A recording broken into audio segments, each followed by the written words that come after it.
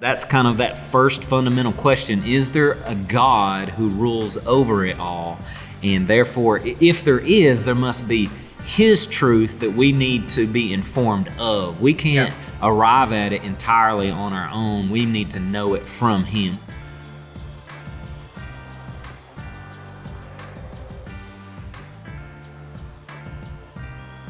But they were asking, did God commit mass genocide in the Bible? And that was just kind of an interesting question. And I found myself trying to type it out and answer, and I was like, dude, I can't type this out. Like, you have a misunderstanding of God, of man, of sin, of God's intentions. Like, you really have to bring clarification to that to be able to answer that question with any kind of informative way without just like, does that make sense? Like, that's Sure. not a question that you can just go yes or no. Like, there's so much build up to that question. Yeah, I mean, or you can, but it's right. It's people insufficient. Are gonna, people, they want more explanation. And that's how the person, I was noticing this, that's how the person, that Doug guy, was answering it. In his answer, I was like, man, like, the reason this guy is answering it the way he is, and he's so missing it, is because of his assumptions. He's already have the underlying assumptions that God is different, that man is different, that there is no sin, and that the purpose of life is different. And so if all those underlying assumptions are different, how could he ever give a true accounting for why these things are wrong? And so I don't know. It was just like really interesting as I was kind of thinking about it. I was like, you can't really refute something if you don't have the starting point of that and refute it from that place. If you're trying to refute it from a different starting point, it's like, and this is what we talk about like 1,000 times over, I feel like. But anyway.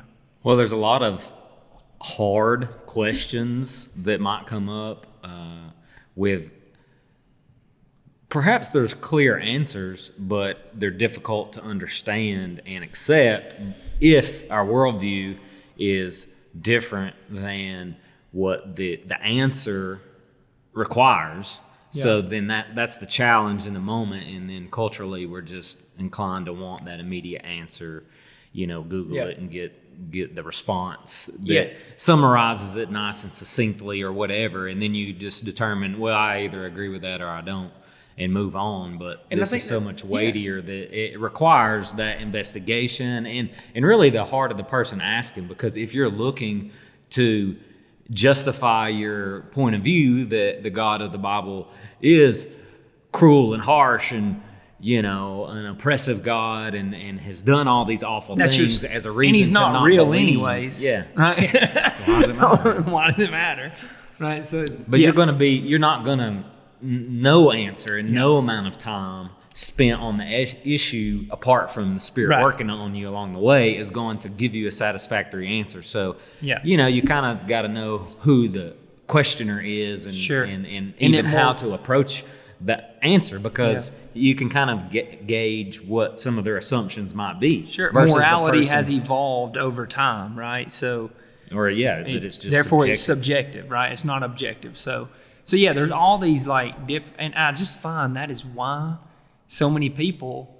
It's why we don't have real conversation anymore, because we don't really care about the person that we're having the conversation about, what their beliefs really are. We only care about characterizing those in a certain way or refuting them, no matter how we get there.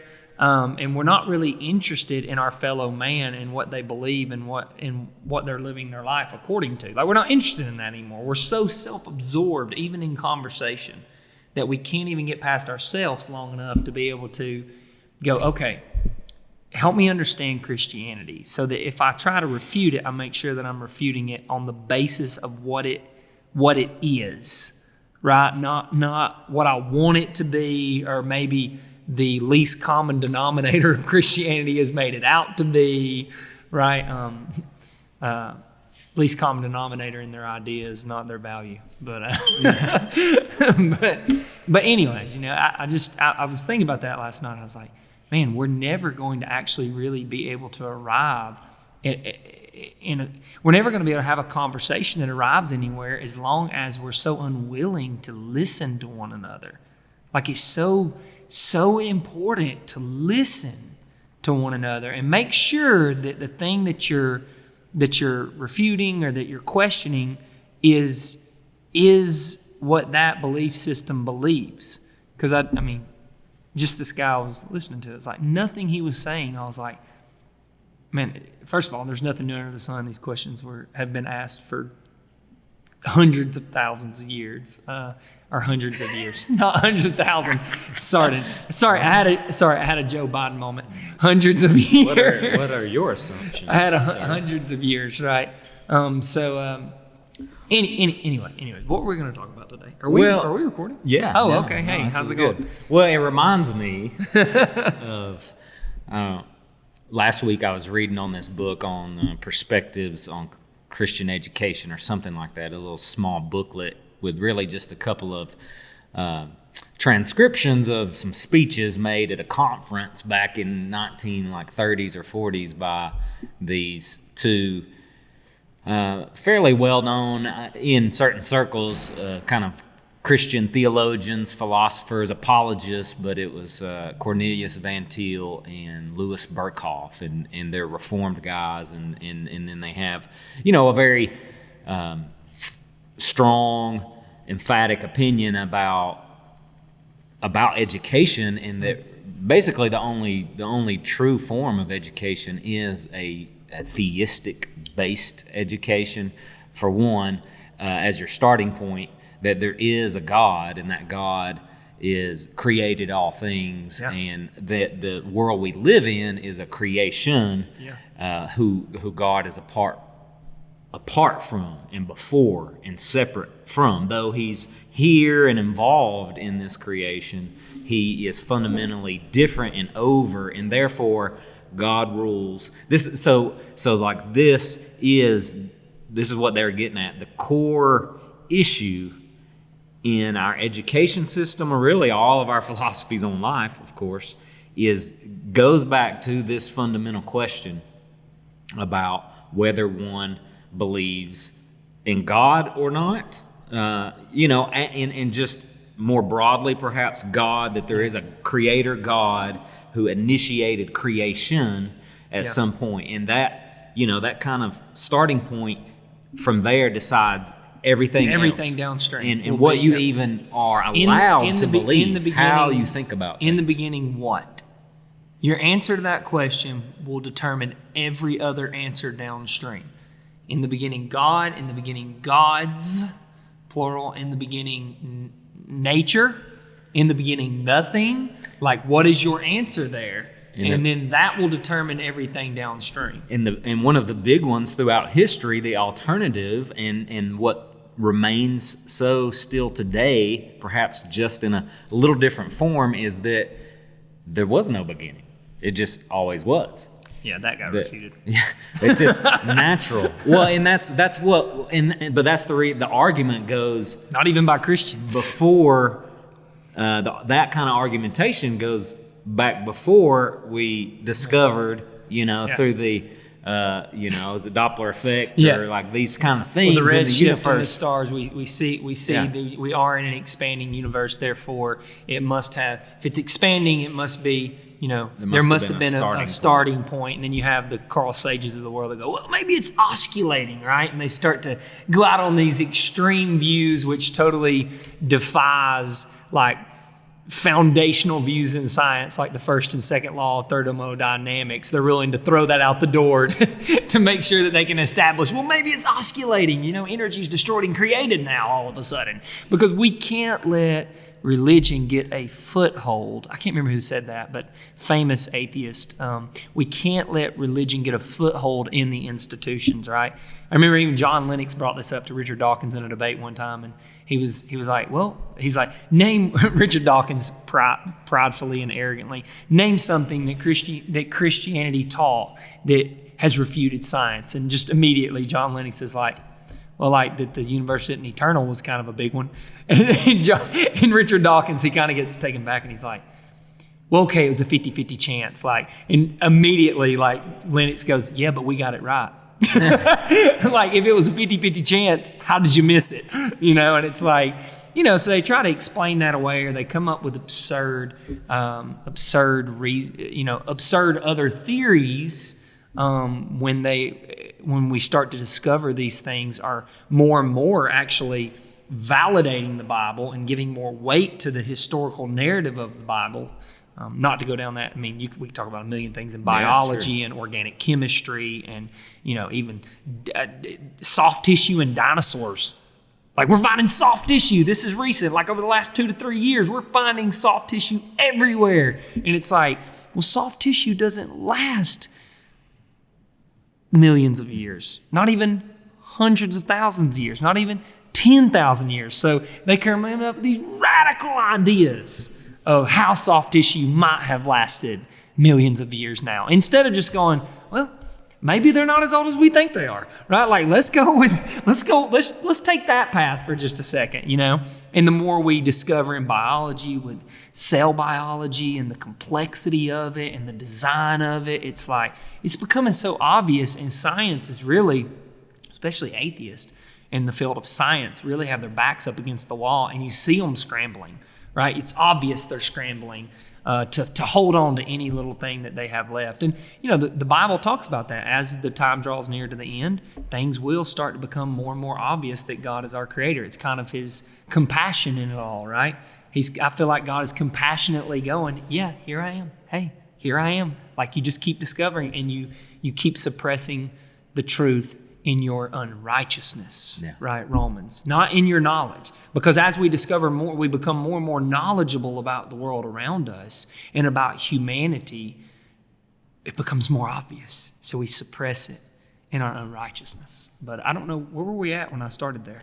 Well, no, that's sorry, good. I wasn't trying to. Really, that point is the main point that, as you were talking initially about how we understand some of the difficult things in the Bible, and it just so much depends on our starting point and our assumptions involved. And so it just kind of reminded me on, one of our subjects being kind of the state of education and education system. And there's a lot that we could go into there, but that's kind of the main point that I was hoping to make in it all, is just how our fundamental starting points, and particularly whether there is a creator God or not, and all of then the implications that follow, though, will determine what we can, how educated we can be, or are our assumptions flawed from the beginning, which puts limitations on our ability to be educated prohibits us from even going down the truthful track of education. Well, the underlying assumption of education is that we are able to observe certain things and educate people on those observations, right? That we've observed this, and there is a better way to do this than the other way. So therefore, we're going to educate you in this, right? So there's realities about the universe that we're able to observe. Like, hey, I'm going to educate my 2-year-old. Don't jump because you're going to fall, because we've observed gravity, and therefore it says you're going to fall, right? Well, that's why it goes back to the question.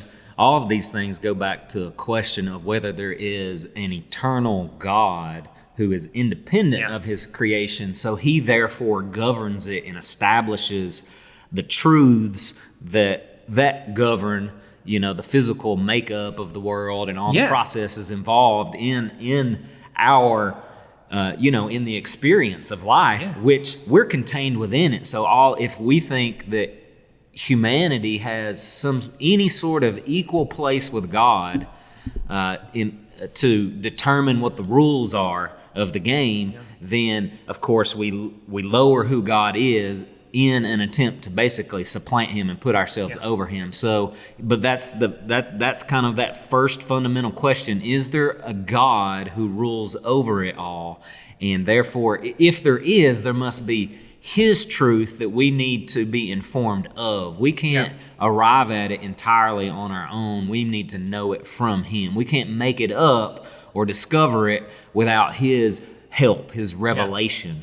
And so all of the ways that we diverge, whether it's in our philosophies of life and how we educate ourselves, or how it then shows up in the culture and the dynamics of society. It all goes back to these kind of fundamental questions. And, those are the questions we're looking to ask and answer. God, we see in Genesis, I think one of the reasons we so value education is because we see in Genesis that was part of the human experience.